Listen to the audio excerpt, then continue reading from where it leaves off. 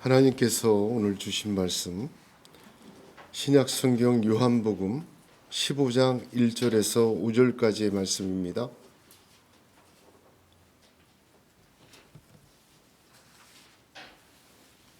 저와 여러분이 교독하시겠습니다. 나는 참 포도나무요 내 아버지는 농부라. 물은 내게 붙어 있어 열매를 맺지 아니하는 가지는 아버지께서 그것을 제거해 버리시고 물은 열매를 맺는 가지는 더 열매를 맺게 하려 하여 그것을 깨끗하게 하시느니라.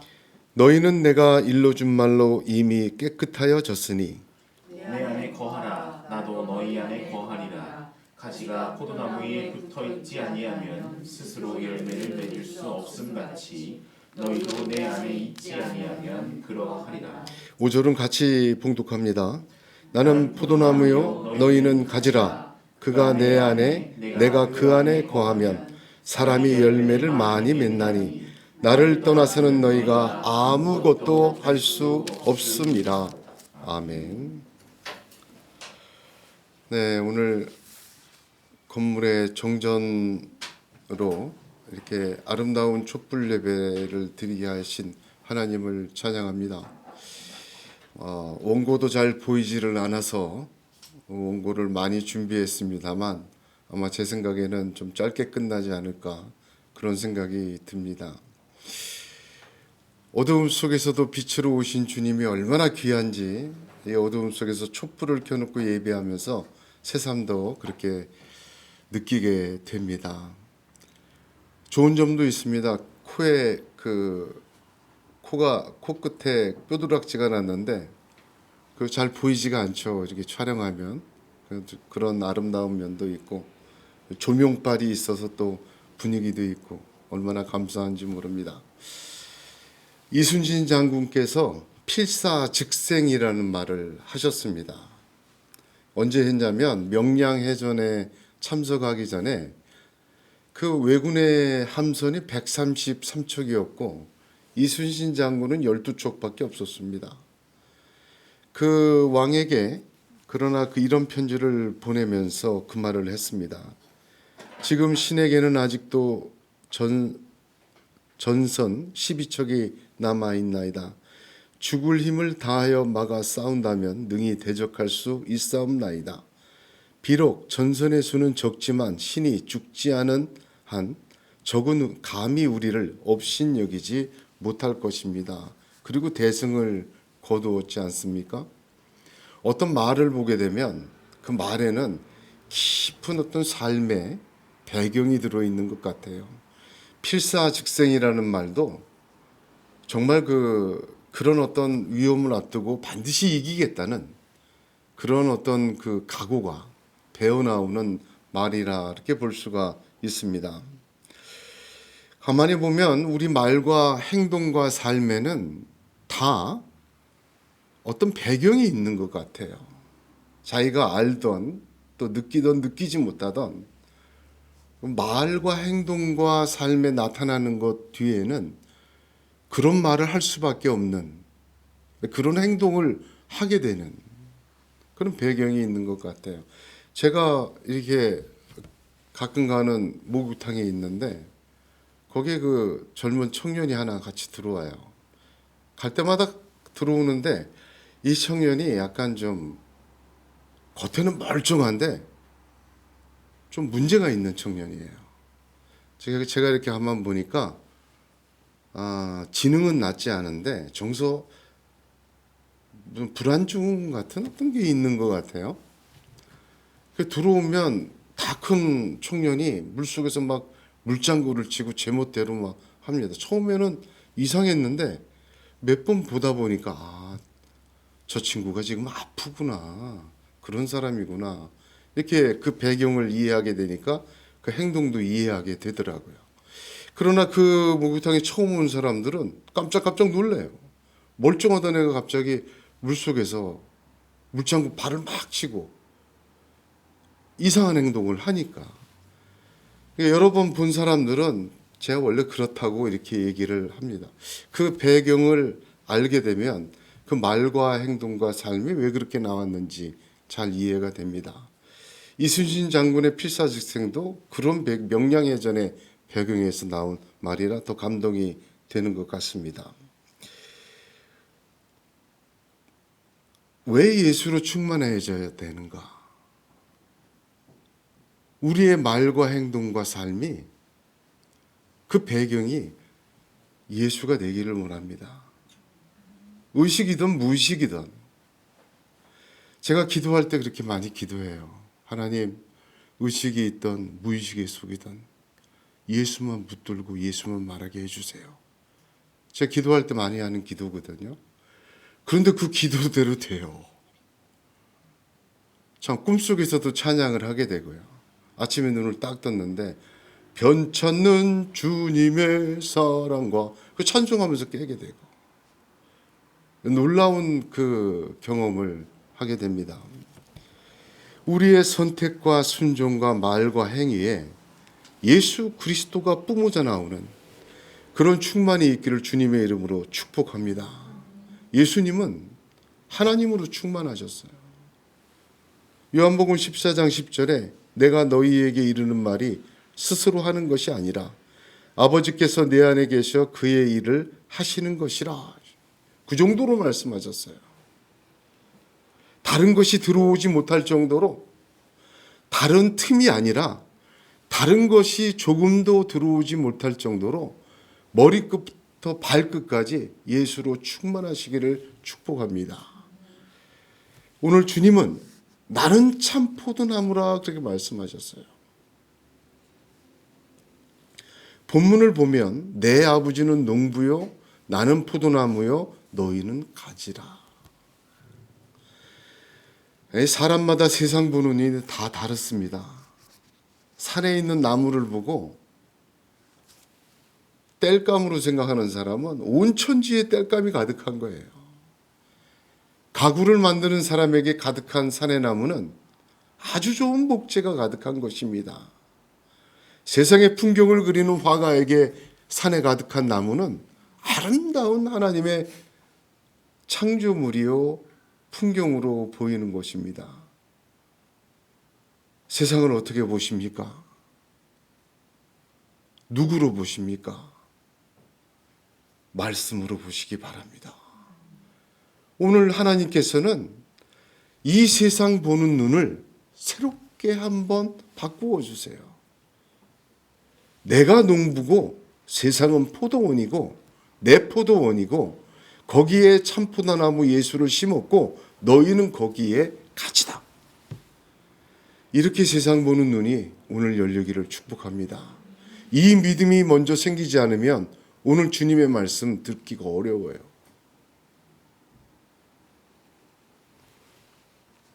믿음으로 보아야 할 세상을 말씀하시는 거예요. 세상은 포도원이고 농부는 하나님이시고 포도나무 심겨진 진짜 포도나무는 예수고 너희는 거기에 가지다. 아, 세상이 이런 것이구나. 그렇게 볼 수 있기를 원합니다. 예수님은 참 포도나무라 하셨는데 왜 하필 포도나무일까? 바울은요, 이런 비유를 로마서 11장에 감람나무로 했어요. 감람나무가 올리브나무 아닙니까?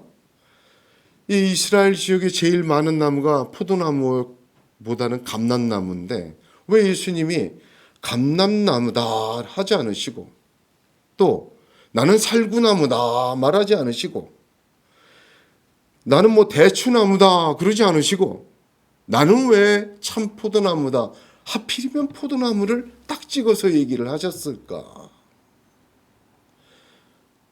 그 이유는요, 이것이 구약에 있는 예언 때문에 그래요. 단순하게 나무와 가지와 나무의 비유를 든 것이 아니라 농부이신 하나님께서 세상에 포도원을 만드시고 포도나무를 심으셨어요. 그게 이스라엘이에요. 이스라엘을 심었는데 그 이스라엘이 어떻게 됐어요? 실패했어요. 이사야서 5장 예언의 말씀을 근거하는 것입니다. 내가 내 포도원을 취하여 행한 것 외에 무엇을 더 할 것이 있었으랴. 내가 좋은 포도 맺기를 기다렸거늘 들포도를 맺힘은 어찌민고. 대저만군의 여호와의 포도원은 이스라엘 족속이요 그의 기뻐하시는 나무는 유다 사람이라. 그들에게 공평을 바라셨더니 도리어 포악이요 그들에게 의로움을 바라셨더니 도리어 부르짖음을 맺었도다 하십니다. 하나님이 이 세상 포도원에 맨 먼저 이스라엘이란 포도를 심으셨어요. 그게 퍼져나가려고 세상 포도원을 다 채우기 위해서. 근데 맺으라는 아름다운 포도는 안 맺고 들포도 맺었다 이거예요. 공평과 의로움이라는 포도 맺기를 원했어요. 그래서 세상 포도원을 채우기를 원했는데 포악과 부르짖음을 낳았어요. 이 무슨 말이냐면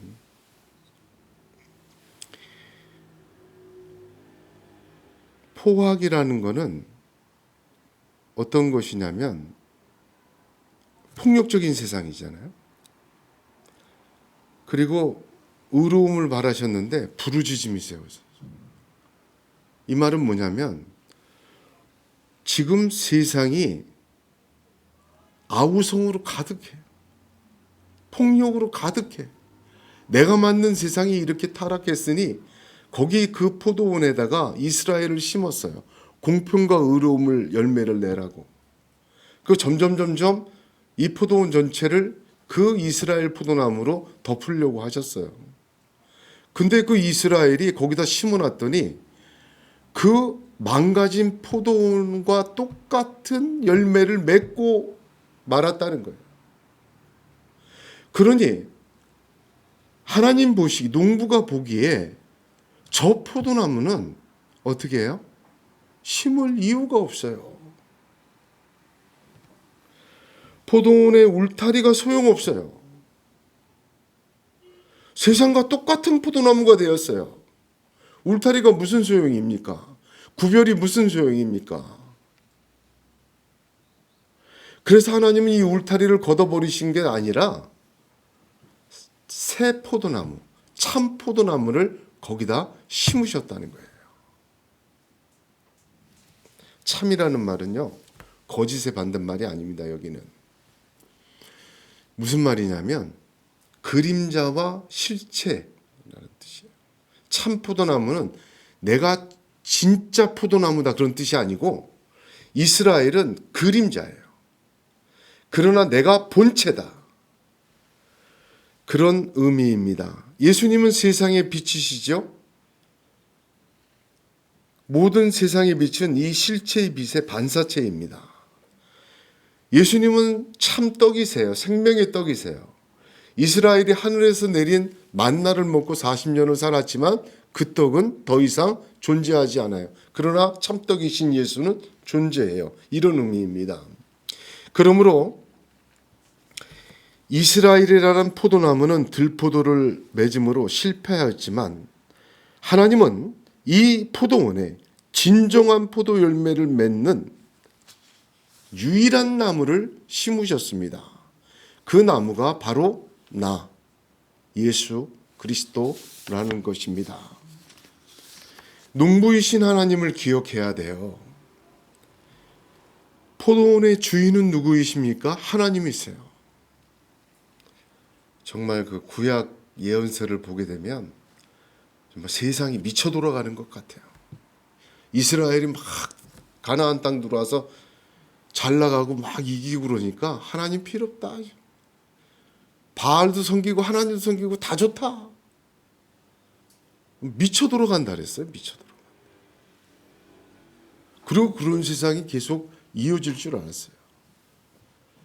이스라엘의 역사 속에서 바벨론, 페르시아 제국, 로마 제국이 세 제국이 이스라엘을 괴롭혔잖아요. 아수르, 바벨론, 그 다음에 페르시아, 로마 제국이에요. 그 제국의 힘 앞에 이스라엘은 철저히 무너졌어요. 빌라도의 힘이 더 강하지. 하나님이 뭐 이렇게 하시냐. 그래서 이스라엘 사람들에게는 부활도 없고 이 땅이 최고다라는 사두개파도 생겼습니다. 하나님이 시편에 뭐라 그러세요? 하나님이 웃으심이요.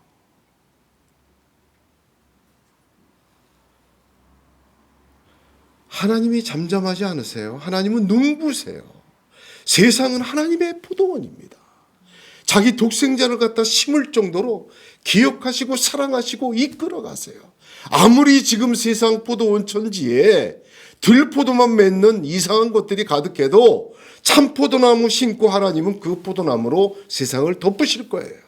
유일한 나무 예수 그리스도. 하나님은 포기하지 않으셨어요.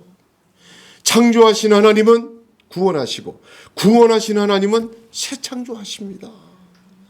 그 하나님의 돌보심이 있는 세상을 믿으셔야 돼요. 우크라이나 선교를 아주 오래 하신 제 동기 목사님이 계세요. 지금도 거기다 교회를 전놨는데 전쟁 적경이에요. 그 교회를 전놓고 교인들이 있는데 지금 두 분 다 나오셨어요. 근데 신기하죠? 그 많은 폭격에 그 지어놓은 교회 무너지면 어떡할까? 전혀 피해가 없대요. 그 교회가 남아있는 거예요. 하는 말이 그 선교사에게는 러시아 자체가 무너지게 생겼다. 유럽의 판도가 바뀌고 있다. 유럽의 교회들이 회개하기 시작했다. 야, 이거 정말 하나님의 역사다.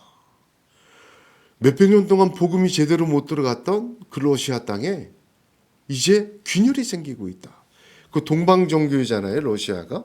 동방정교회 사제들이 지금 푸틴이 몰락하는 것을 기도하고 있대요. 종교를 너무 공산주의화 시켜나갔고 관제화 시켜나갔기 때문에. 근데 하나님의 놀라운 역사가 벌어지고 있는 것 아닌가. 이 역사를 흔들어 놓고 있는 거 아닌가 생각합니다. 하나님은 자신의 독생자 예수 그리스도를 참 포도나무로 심으셨어요. 그 포도나무를 어떻게 하셨어요? 돌보셨어요.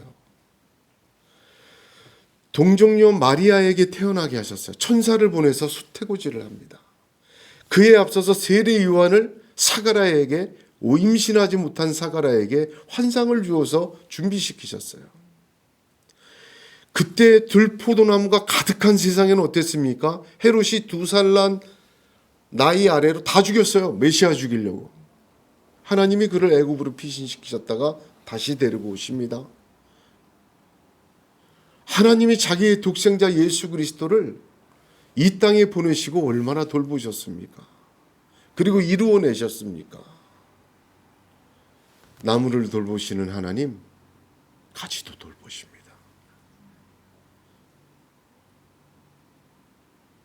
믿으시길 바랍니다. 무릇 내게 붙어 있어.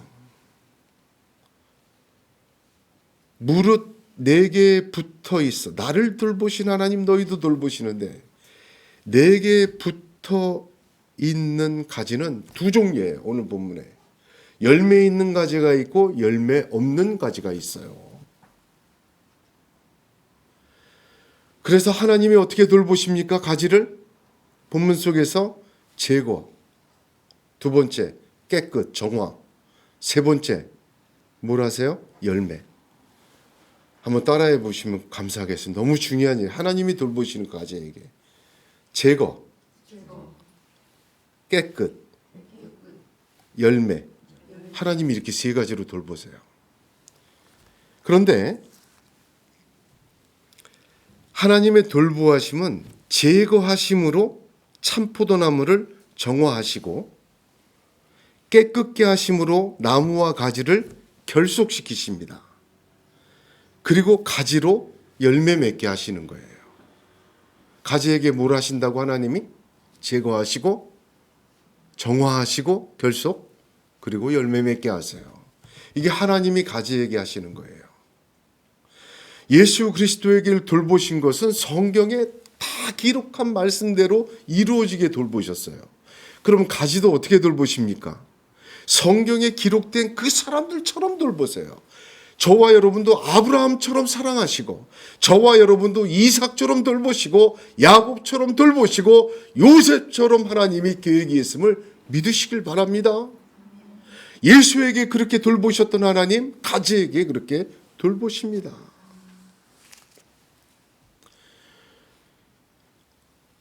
하나님의 가지에 대한 역사는 두 가지 측면에서 이루어져요. 굉장히 중요합니다. 첫 번째는 눈에 보이는 외적 공동체. 잘 보세요. 예수님의 공동체 12명 중에 한 명이 마귀 가룟 유다였어요.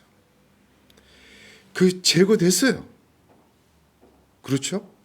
요한복음 6장을 보게 되면 오병이어의 기적을 본 2만 5천이나 되는 사람들이 예수님을 다 따라다녔는데 내 살과 피를 먹고 마시라 했더니 다 갔어요. 그때 뭐라고 얘기하시냐면 요한복음 6장 64절에 그러나 너희 중에 믿지 아니하는 자들이 있느니라 하시니 이는 예수께서 믿지 아니하는 자들이 누구며 자기를 팔 자가 누군지 처음부터 아심이라. 제거될 가지들이 있었다는 말. 그래서 실제적으로 보면 외형적으로 그렇게 제거될 가지들이 있어요. 그런데 중요한 것은 열매를 맺지 아니하는 가지라고 했죠. 그것을 헬라어 원문을 보면 굉장히 중요한 의미가 있습니다. 한 번도 열매를 맺지 않는 가지가 아니에요. 이 말의 뜻은요, 시제를 보면 더 이상 열매를 맺지 않는 가지입니다. 그럼 뭐 이유는 나무에서 분리되어 있었다는 거죠. 한 번도 열매 맺지 않은 가지가 아니라 더 이상 열매 맺지 않는 가지를 외형적인 것에서 제거하세요. 나무를 위해서. 하나님의 이 역사는, 가지 돌보심의 역사는 가지 자신에게도 있습니다. 하나님은 각 가지의 상태를 제거하세요. 이 가지에 삐쭉삐쭉 나고 잘못 난 것들 있잖아요. 가지치기 하잖아요. 가지 자체를 자르는 게 제거가 아니라 가지에 붙어 있는 것들을 제거하세요. 그게 뭐냐면 육적인 가지들입니다. 예수에 붙어 있으면서도 육적으로 판단하고 그 예수의 말씀을 순종하지 않는 가지를 뜻합니다. 베드로 보세요. 그건 제거될 가지가 아니었잖아요. 외형적으로는. 그러나 베드로 3번 부인했죠. 허풍 쳤죠. 칼 빼들었죠. 보통 제거해야 될 장가지가 많은 사람이 아니에요.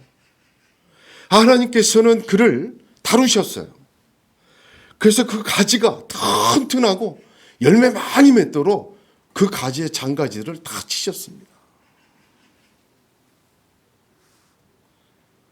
게으름과 불신과 원망과 불평과 자기의와 탐욕의 가지들을 쳐내셨어요. 아브라함에게도 그렇게 하셨고 이삭, 야곱, 요셉, 다윗 다 그렇게 하셨어요. 대개 이거는 고난을 주셔서 그렇게 하신 경우가 많아요.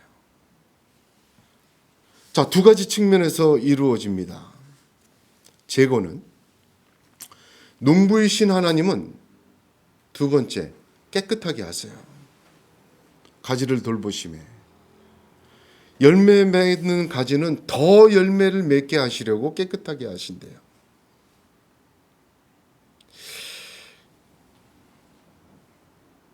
이 목적이 뭐죠? 깨끗하게 하신 목적이 결속입니다. 이게 굉장히 중요한 말이에요. 불교는 스스로 득도해서 부처되는 거지만 기독교는요, 깨끗하게 돼서 뭐예요? 나무에 붙어 있기 위해서, 결속을 위해서 깨끗하게 하세요. 그래야 열매를 더 맺으니까. 4절을 한번 보면 4절에는 내 안에 거하라, 붙어 있으라, 내 안에 있으라라는 세 단어가 나와요. 헬라어 원문을 보면 이거 동일한 단어입니다. 한 단어를 쓰고 있어요. 같은 뜻이다 이 말이에요. 메로라는 단어를 쓰고 있는데 그 단어의 뜻은 머물다, 남아있다, 지속하다 그런 뜻입니다. 내 안에 거하라, 내 안에 있으라, 붙어 있으라. 이 말은 무엇입니까? 예수 그리스도에게 남아 있으라. 지속적으로.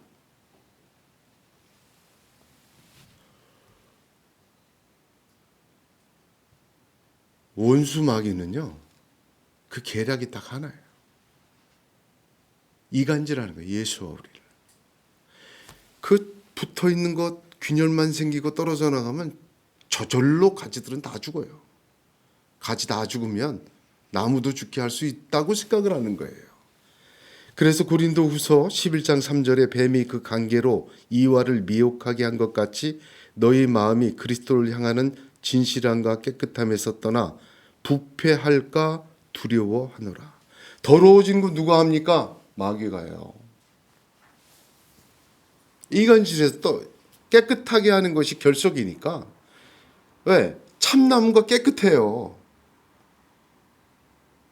깨끗해야 붙어 있을 수 있어요. 그것을 이간질하는 게 마귀라 이 말입니다.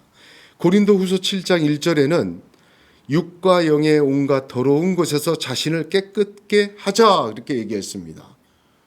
육신의 것들이 더럽게 해요.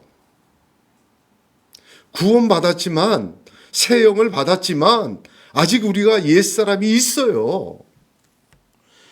성령을 따라 살아야 되지만 아래 것을 바라보고 아래대로 살아요. 기분 내는 대로 나는 대로 산다 이 말입니다. 교회에서도요, 믿음에서도 성령과 말씀대로 따라가야 되는데 그거 좋은 말씀인 건 알아. 그러나 현실이 그렇지 않아. 이 그러나 빠져야 돼요.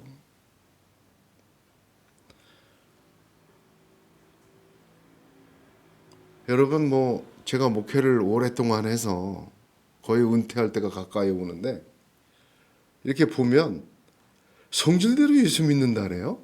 그걸 인정을 했어요. 그 육적으로 예수 믿는 건 성령 받기 전이지 성령 받고 나서는 안 그랬어요.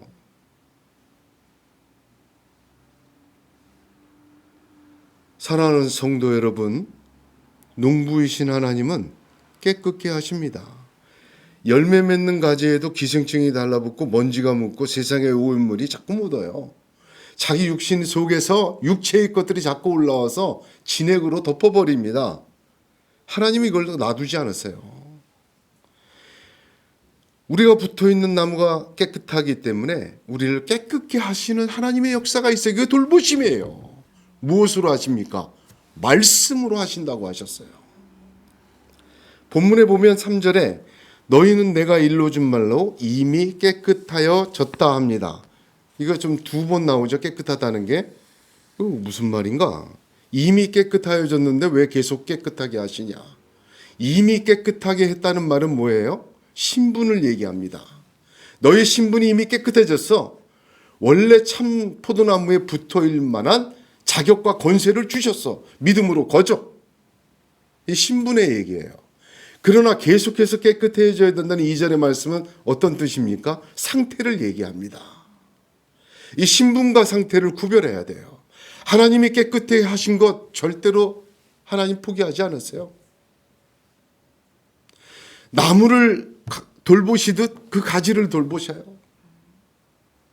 그 상태를 그대로 놓아두지 않습니다.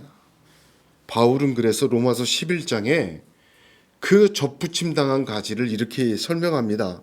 또한 가지의 얼마가 꺾여졌는데 돌 감람나무인 네가 그들 중에 접붙임이 되어 참 감람나무 뿌리의 진액을 함께 받는 자가 되었다. 다른 방면의 설명이에요. 그리고 이어서 하나님이 원가지들도 아끼지 아니하셨은즉 너도 아끼지 아니하시리라. 그러므로 하나님의 인자와 어미를 보라. 넘어지는 자들에게는 어미가 있으니 너희가 만일 하나님의 인자에 거하면 그 인자가 너희에게 있으리라. 그렇지 않으면 너희도 찍히는 바 되리라. 11장 전체가 바울은 그 진리를 설명하고 있습니다. 신분적으로 우리는 접붙임 당한 가지입니다. 그러나 우리의 상태가 찍힌 이스라엘과 같은 가지가 되면 우리도 찍히리라 하시는 것입니다. 하나님은 우리를 돌보십니다. 돌보시되 나무를 돌보시듯이 돌보십니다. 그러므로 하나님이 원래의 나무를 말씀으로 돌보신 것처럼 예수 그리스도도 말씀으로 돌보신 것처럼 저와 여러분도 말씀으로 돌보시고 깨끗게 하십니다. 그 수단은 오직 말씀입니다. 여러분, 매일매일 예수의 말씀을 먹고 신령한 젖을 먹어야 돼요. 어린아이와 같은 신앙은 제가 깊이 은혜를 받았는데, 어린아이와 같은 신앙은 뭡니까? 다시 태어나는 신앙이에요. 두 번째, 신령한 젖을 먹어야 돼요. 다시 태어나도 자꾸 섞인 젖을 먹으면 자라질 못해요. 신령한 젖은 뭡니까? 순전한 말씀을 들어야 돼요.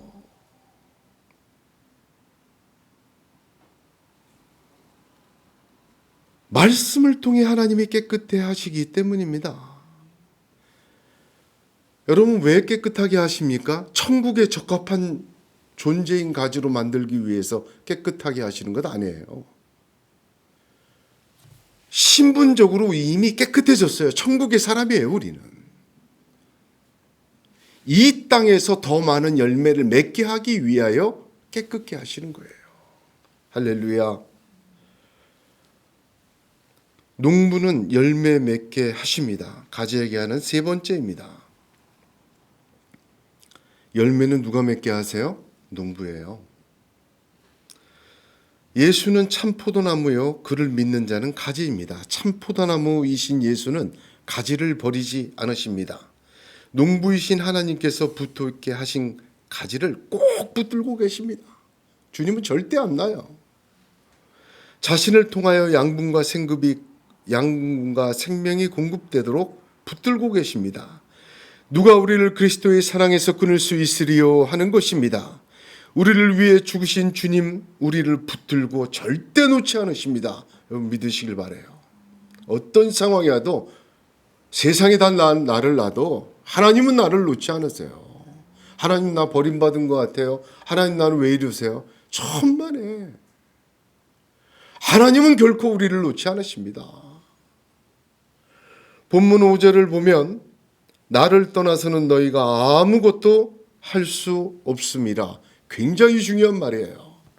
지금껏 열매를 얘기하셨는데, 나를 떠나서는, 참 포도나무가 분리되어서는 열매가 아니라 아무것도 할 수 없다고 얘기를 하셔요. 지금 요한복음 15장 얘기하고 있는 겁니다. 21장을 가보세요. 베드로가 3번 부인하고 심히 통곡한 후에 예수님이 부활하셨다는 소리를 듣고 제일 먼저 달려가서 빈 무덤을 봤어요. 마리아를 통해서 들었어요. 주님이 살아나셨고 다시 찾아오시겠다고. 베드로가 어떻게 했습니까? 요한복음 21장에 부활한 주님을 만나고도 나는 고기 잡으러 가겠노라 하고 디베라호스로 떠나버렸어요. 그의 본래 고기 잡다가 예수 만난 사람입니다. 어부예요.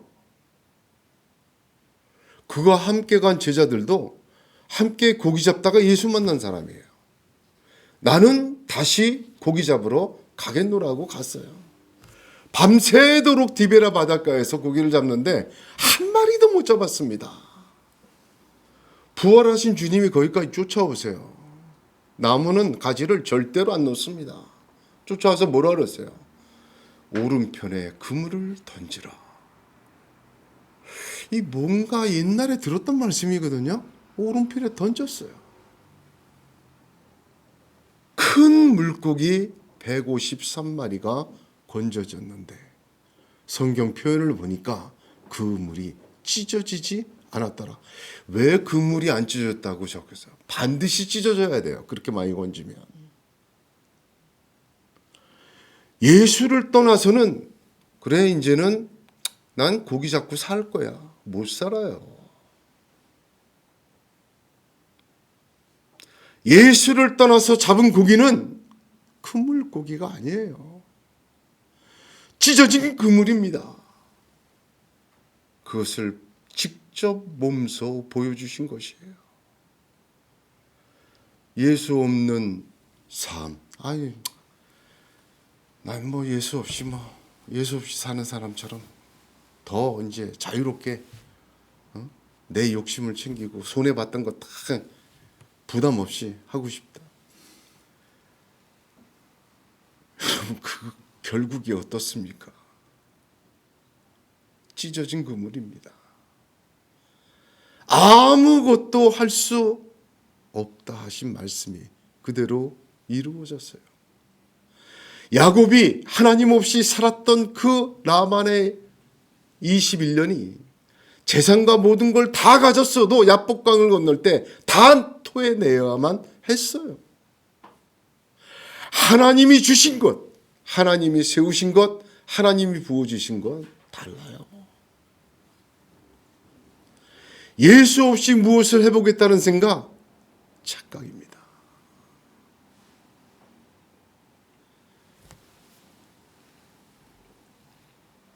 너무나도 심각한 것은 예수 없이 신앙생활을 하려고 하는 사람도 있어요. 안타깝게도 예수 때문에 구원받고 예수가 머리이시고 예수가 교회의 주인이신데 자기가 주인이 되고 자기 얘기하고 세상 얘기하고 사람 얘기하고 세상 사는 대로 같이 해요.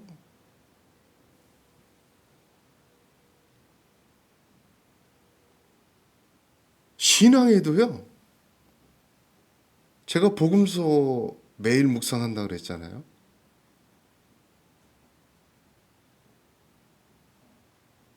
신앙생활도 마찬가지입니다. 예수 없는 신앙 안고 없는 찐빵이에요. 예수 없는 주일, 예수 없는 성경 읽기, 예수 없는 기도 너무 많이 허용했어요. 이 사람이 그렇게 너무 사람적으로 바꿔놨어요. 너무 성공하는 법 자기 중심적으로 바꿔놨어요.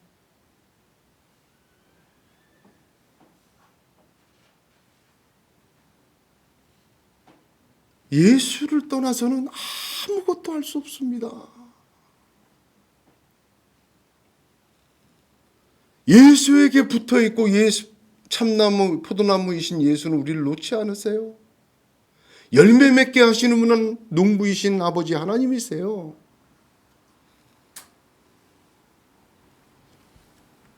예수 없이 무엇을 하겠습니까?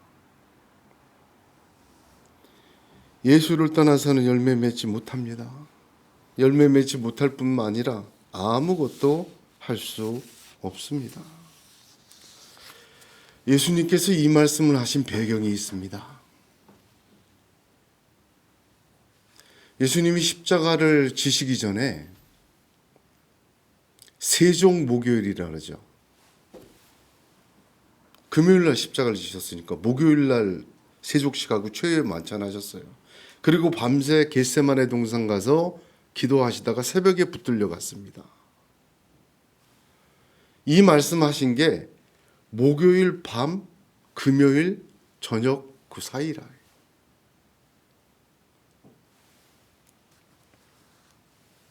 그때 12제자는요. 완전히 무너져 내린 상태였습니다. 예수께서 제자들에게 이르시되 오늘 밤에 너희가 나를 다 버리리라. 기록된 바 내가 목자를 치리니 양의 떼가 흩어지리라. 끝장나 있던 상태입니다. 베드로가 한 말을 보세요. 베드로가 뭐라 그랬습니까? 다 주를 버릴지라도 나는 언제든지 버리지 않겠나이다. 마태복음 26장 33절에 그렇게 얘기했어요. 다 버릴지라도 이 뭐를 반증합니까? 이미 다 버렸어요. 제자도 버리고 세상도 버리고 불과 일주일 전에 예루살렘에 들어오실 때 호산나 다윗의 왕이 하던 사람들이 바라바를 내놓고 저를 죽이라고 소리 지르고 있는 그런 상황 속이었습니다. 제자들은 모든 것을 버리고 주님을 쫓았습니다. 3년 동안 귀신도 내어쫓고 예수님이 죽은 것도 살린 것을 보게 되며 수많은 사람들이 예수님을 따르는 것들을 함께 경험하였습니다. 그럼에도 불구하고 그들은 예수를 다 배반하였습니다. 여러분, 이거는 그들의 힘으로는 결코 자기 자신의 주님조차 죽여버리는 이 세상에 대항할 힘이 없기 때문입니다. 더 이상은 예수님과 함께 할 수 없는 모든 조건이 충족되어 있어요. 외부적이든 내부적이든. 그럴 때 주님이 하신 말씀입니다. 나를 떠나서는 너희가 아무것도 못한다. 내가 참 포도나무다. 내게 붙어 있어라. 하나님은 눈부시고 반드시 너를 통하여 열매 맺게 하시고 하나님의 포도원 이 세상을 이 포도나무 가지로 열매로 가득 차게 하실 것이다. 한 해를 되돌아보면서 2023년에 자신의 이룬 것도 잃은 것도 아픈 것도 기쁜 것도 또한 충만한 것도 아쉬운 일도 많이 생각하게 될 것입니다. 그 중에 우리는 우리의 믿음이 어떠했는가 한번 돌아보기를 원합니다. 하나님은 어떠하셨는지 생각해 보아야 합니다. 주님과 더 이상 함께 한다는 것이 내게 무슨 의미일까? 나는 왜 확신이 줄어들고 두려움이 증가될까? 말씀을 들으면 위안이 되지만 믿음대로 살 수 없는 세상에서 신앙생활이라는 것이 정말 나의 최고의 것인가? 안 믿기도 뭐하니 영화생활이나 내 삶의 위안거리로 삼고 있지는 않는가? 진실로 크리스천이 된다는 것은 더 이상 이렇게 흔들리는 세상에서 불가능한 일이라고 생각하고 포기하고 있지는 않습니까? 이 모든 흔들림과 좌절과 고통과 믿기 어려움이 가득한 세상에서 제자들처럼 오늘 우리가 주님의 음성을 듣습니다. 너는 나를 떠나서 아무것도 할 수 없다. 나는 참 포도나무다. 너희가 내 안에 내가 너희 안에 거하기를 원한다. 농부이신 하나님께서 반드시 열매 맺게 하신다.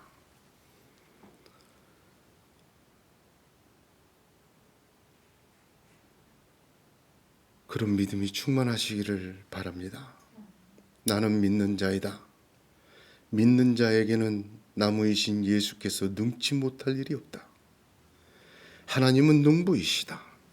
나를 위해 죽으신 그 주님은 나를 결코 놓지 않으시고 나를 통하여 열매 맺기를 원하시는 참 포도나무이시다.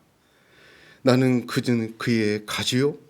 하나님은 나를 제거하시고 깨끗게 하시고 열매 맺게 하신다. 그 믿음으로 충만한 12월이 되시기를 주님의 이름으로 축복합니다. 기도하겠습니다.